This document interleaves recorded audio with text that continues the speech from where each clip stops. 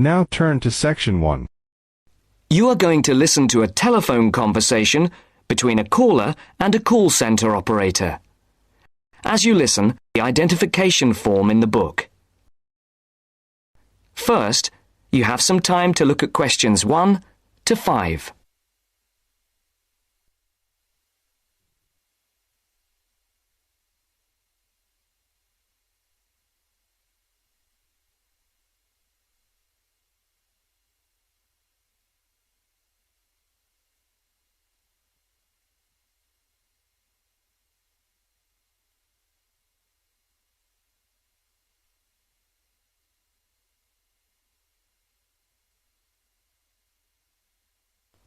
Now the test will begin. You should answer the questions as you listen, because you will not hear the recording a second time. Listen carefully and answer questions 1 to 5. Platinum Card Service, Rebecca speaking. How may I help you? I've got a few problems with my credit card account. Okay. What is your credit card number? Let's see. It's here somewhere. Here it is. Can I just take the card number, please? Yes, it's 6992 6992 3443 3443 1147 1147 8921. 8921. Right. Can I just check that? 6992 3443 1147 8921. That's it. And your name? Carlos de Silva. I just need to check a few details for identification and security, if you'll bear with me. That's okay. And what's your postcode? SE1 8PB. SE1 8PB. That's it. Vauxhall Close, London? Yes, that's right. And the house number? 43. And can you give me your date of birth? 13th of the 7th, 63. And one further check, if I may. Can you give me your mother's maiden name? Yes, it's Moore. Is that Moore? Yes, that's it. Before the caller and operator continue their telephone conversation, look at questions 6 to 10.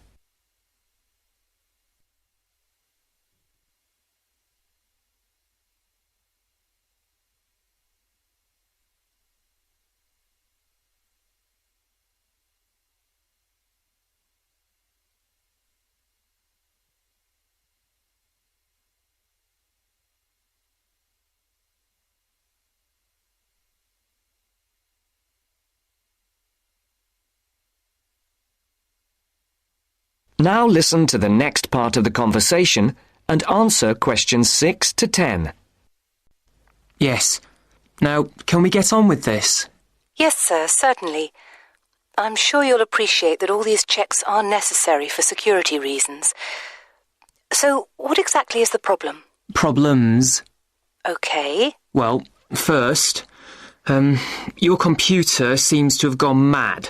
I sent you £500 and on the statement for the account it shows that I only paid £300.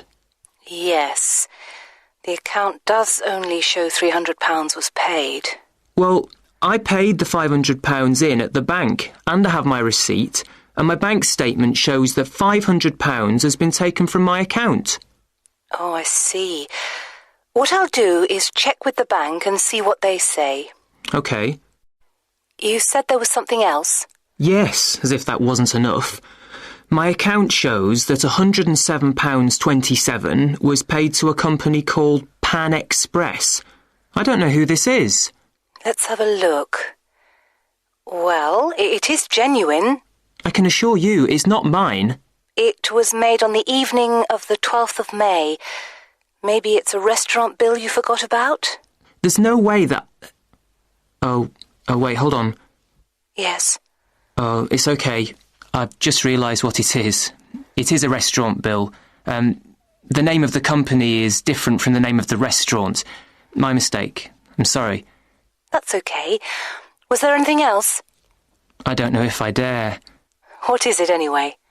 Well, it's, the amount of interest seems to have gone up. If you look at your statement for April, you'll see that the rate went down from 16.27% to 14.99% that month.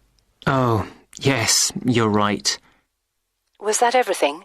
Yes, basically, it is. OK. And can you check my payment? Oh, yes, I'll do it. Can I phone you back? I'll be at home for the next 2 hours. I have to leave at 11. Right. What's your number? 020 7989 7182. Hold on. 020 7979? No, it's 7989 and then 7182. So it's 020 7989 7182. Yes, that's it. OK, I'll phone you straight back. Thanks. Bye.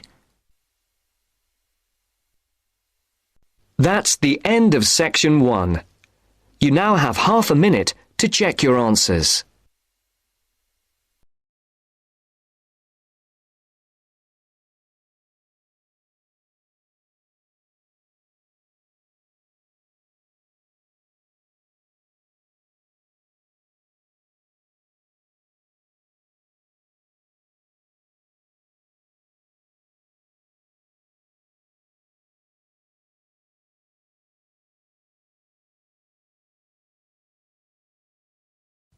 Now turn to Section 2. Section 2. You'll hear a tour guide talking to a group of visitors about Bestley Castle. First, you have some time to look at questions 11 to 15.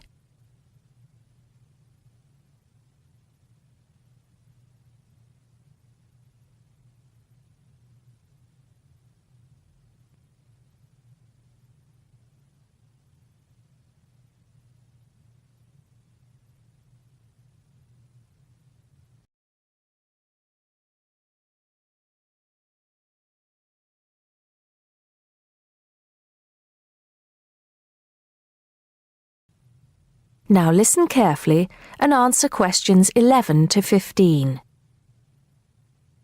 Welcome to Bestley Castle.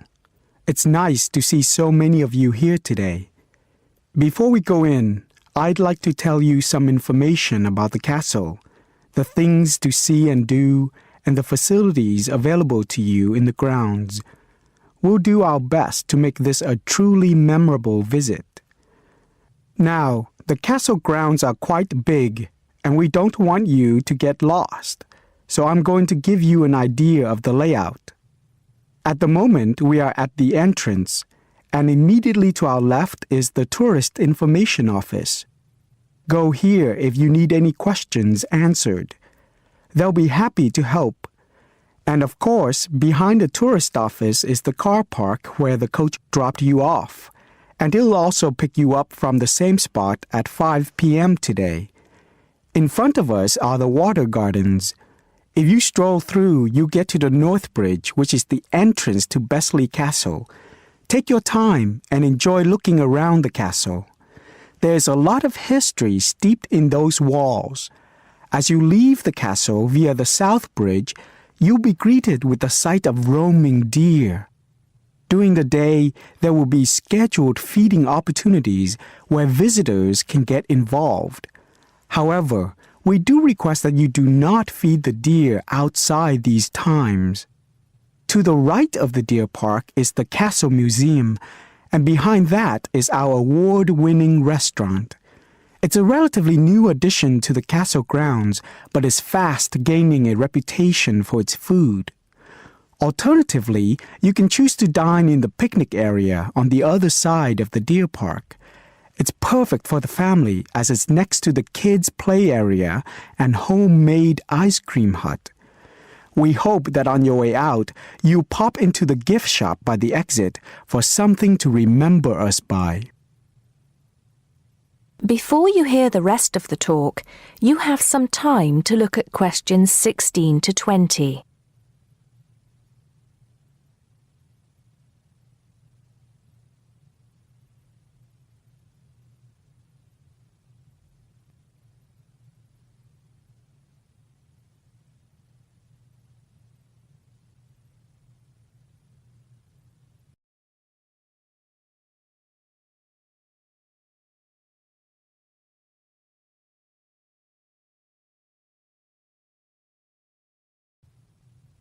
Now listen and answer questions 16 to 20. Admission to the grounds is free for all. That includes the museum, gardens, and picnic area. There is an admission fee for the castle, which is £6.50 for adults, with a 10% discount for students and retired people.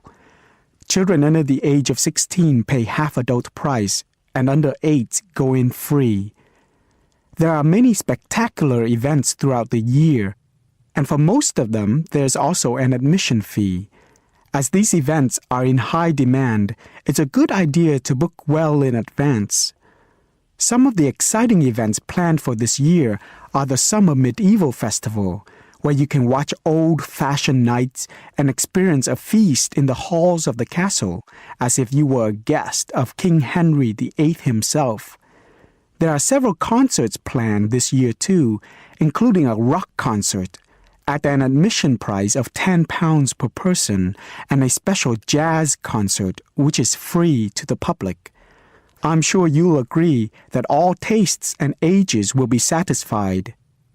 One scary but extremely popular event is the annual Haunted Castle event at the end of October, where the castle comes alive at night. Why don't you come along if you're brave enough? Another sight to see is the fantastic firework display on November 5th, and the cost of that includes refreshments. We also have a long tradition of raising money for charity. The charity event held every year on the first day of May will this year be an archery contest. Entrance is free, but donations are certainly welcome. This year, we'll be collecting money on behalf of a charity for elderly people, Age Concern. Just in case you can't remember all of that, you can pick up a leaflet showing the timetable and prices for all events from the Tourist Information Desk. You can also go online to get this information from our website. That is the end of Section 2. You now have half a minute to check your answers.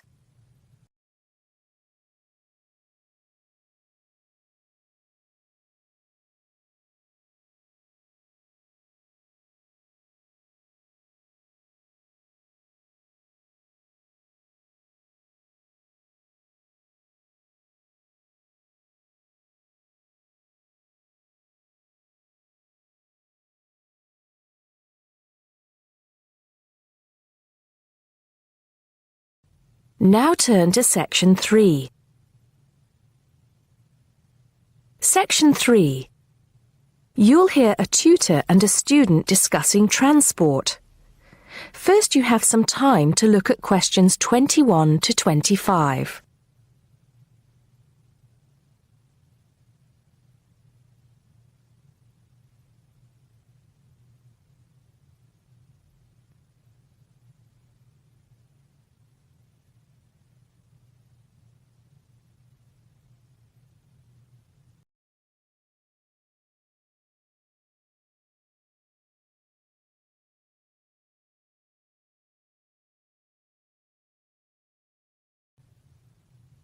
Now listen carefully and answer questions 21 to 25.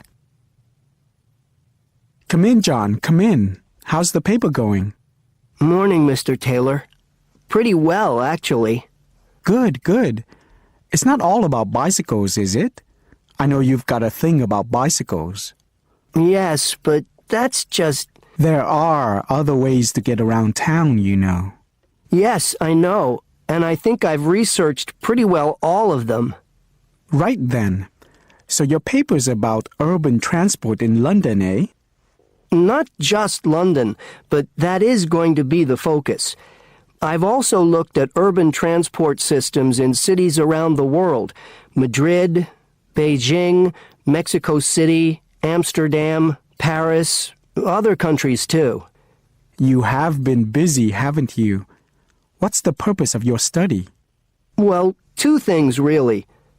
I want to see if there are more efficient ways of organizing urban transport systems while cutting down on traffic congestion, and of course pollution, and to find ways of encouraging people to use public transport instead of their cars. Let's start with that then, with cars. I think you'll have a hard time thinking of ways to persuade people to swap their cars for a crowded bus or underground train. They're convenient, comfortable, faster, and sometimes they're a status symbol too. Okay, I agree that cars will probably always be the most popular means of transport, but there are ways to cut down the number of people who bring their cars into the city. It's a problem that affects every big city, and several methods have been tried. I know, as I've found to my cost.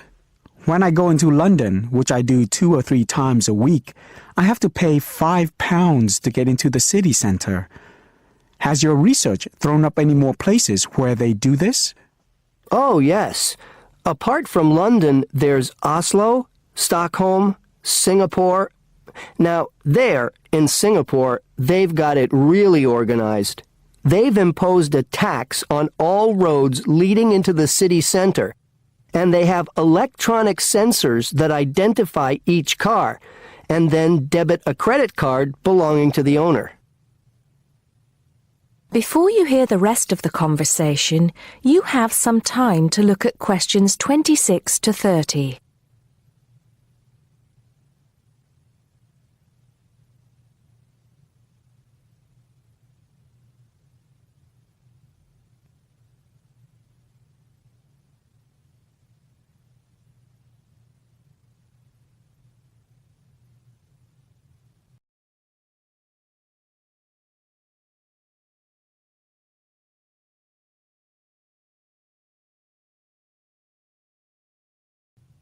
Now listen and answer questions 26 to 30. And other cities, instead of charging motorists to come into the city center, have tried other measures. Such as? Well, in Athens, cars are only allowed to go into the city center on alternate days, depending on their license plate number. In Bogota and some other Latin American cities, such as Quito and Sao Paulo, they've developed what is called a BRT system. A what? A BRT system, a bus rapid transit system. People leave their cars outside the city and take buses, which have special express lanes into and through the city. It's been so successful that they're trying it out in Mexico City, Beijing, Seoul, and Taipei. And other cities are pedestrianizing more and more areas of the city center. I see. How have these measures affected traffic congestion and pollution levels? In most cases, it has led to a reduction in the number of cars entering the city center. Certainly in Singapore, where it's now much easier to move around the city and the air is much cleaner than most other cities in that part of the world. London, too, I believe. I can give some facts and figures if you like. Please do. In the first year after the tax was introduced, the number of people using buses to get to the city center rose by 38%. Really? 38%? Incredible. Yes, and the number of cars entering central London dropped by about 18%. There's more. The number of people using bicycles and mopeds went up 17%. I knew we'd get to bicycles at some point. Well, yes. In the city, the bicycle has a lot going for it. You can avoid traffic jams, there are no parking problems, they don't pollute, they're cheap to run, and they don't cost very much. Oh, and here's another fact for you. You can fit 20 bicycles in the space needed to park one car. Well, I never. But I can't see it catching on. Besides, we seem to be getting off the point. Not at all. China, Japan, and Holland have all integrated bicycles into their urban transport systems. In Holland and Japan, they've got special parking areas for commuters who get to the station by bike. And Japan has even built multi-story parking facilities for bikes close to railway stations. Then look at America. In New York, delivery services use bicycles because they can deliver messages and small parcels far more quickly and at much lower cost than cars or vans. Even the police use bicycles. In fact, in about 80% of the towns in America where the population is around 500,000, the police regularly patrol on bicycles. And they have proved to be effective because they can reach the scene of an accident or crime faster and more quietly than officers in patrol cars, making a lot more arrests per officer. Well, you do know your bicycles, don't you? But I do need to hear more about the public transport system and what's to be done about that. And I'd like you to look a bit more into the economics of it, how much it will cost to improve the situation, and so on. Okay? Right. See you next Tuesday. Yes, next Tuesday. Bye, Mr. Taylor. That is the end of section 3. You now have half a minute to check your answers.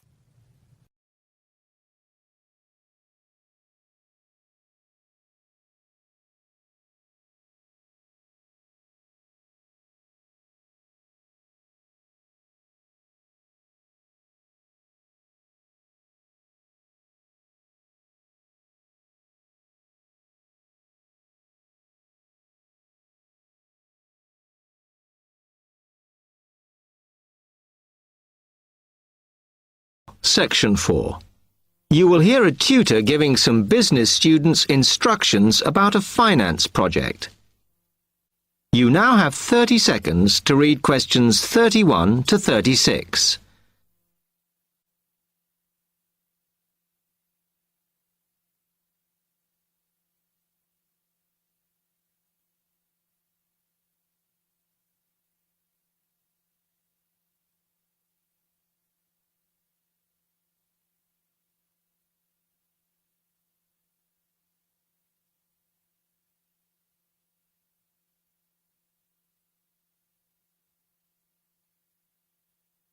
Now you have some time to look at questions 31 to 36. Okay, can you quieten down, please? Now, today I'm going to talk to you about your assignment.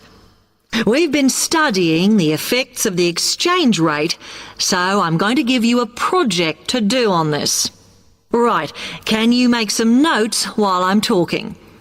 The first thing that I'd like you to do in order to prepare this is to select where you're interested in. I mean, which country, and therefore which currency you're going to be operating in. Okay, now the purpose of the project is to make money, and I'm hoping some of you will make a significant amount. So, I want you to suppose that you have £100 that you will have to invest purely in the rises and falls of the exchange system. In other words, you'll be trying to predict rates. This is a project that you'll be doing together, but before you work together, you'll have to go off and research what you need to know about the economy of that country and how well it's doing or is expected to do in the near future. You could all make up a little information sheet with your notes on, clearly legible, because then I want you to get together, we can do that next week, and to go round and read about each other's countries. When you see how well or badly each country is doing, I want you to decide what your exchange rate is going to be against all the other currencies. After that is all sorted, what you're going to do is go round the other students and attempt to sell your money to the others. Remember, this will depend on the success of your country's economy and the rate you fixed for your currency. Now, you're not allowed to just swap currencies with each other, but you may wish to buy from the other countries. But you must do a proper transaction. All the way through this, you must keep your accounts properly for each transaction. I'll give you 1 week to do this, and then we will set a time for the deals to finish, a bit like the stock exchange. And at that point, I will ask you to calculate how much you have made. Is that clear? You now have 30 seconds to read questions 37 to 40.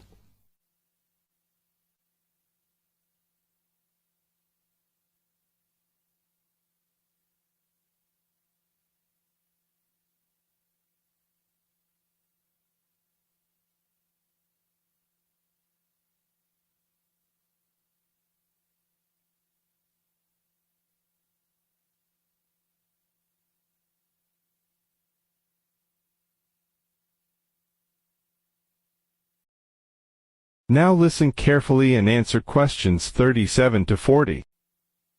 Okay, now before you begin that, there are a few things I want you to read up on to prepare. You need to look at the economies of the UK's main trading partners. I don't mean all of them, because that would be over 80, but just the 29 principal ones. There are summaries in the last 3 books on the book list I've given you. And so that you can practice applying the criteria on assessment I gave you, I'd then like you to focus just on one sector across all the countries. The most common one across every country is farming. But as much agricultural produce is for domestic consumption, I'd like you to look at manufacturing. Then, I would like you to do a detailed investigation of one particular aspect. I was going to give you a choice, but I think as we've just started the course, it's better if we all look at the same thing, and then we can discuss it in the seminars. So, the thing I'd like you all to look at is fluctuations in import prices. Now, you need to do all that before you start the project, as it will help you assess the economies of the countries you'll be representing in the project. Don't worry, you've got plenty of time. Exam week is December the 8th. Then it's the holidays until January the 6th, so I don't need the project in till February the 5th. Is that okay? Now, any questions on this? That is the end of section 4. You now have half a minute to check your answers.